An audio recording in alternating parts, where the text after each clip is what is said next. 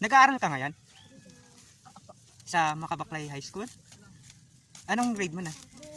10 po. Grade 10. Ilan taon mo na ngayon?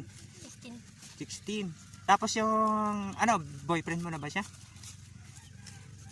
Alam ba ng mama mo? Opo. Di ba si mama mo yung isa sa binigyan ko ng bagong kapatid mo? Iwan ko lang po. Oo. Pero wag ka agad mag-aasawa ya. Baka naman, pati, nakatutok sa ito.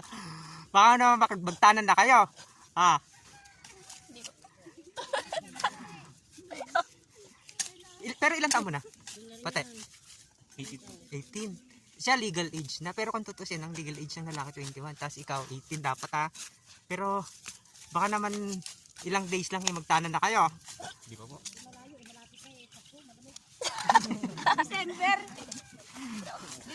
December, oh. Kailangan ba ng kayakap? Naglamig eh. December ito rin panahon ng buwan ng tag-ibog. Kaya siguro napunti sila chat-chat, si Shine, saka si ano no. Tagulan yun. Tagulan ba yun? Yung natira nila?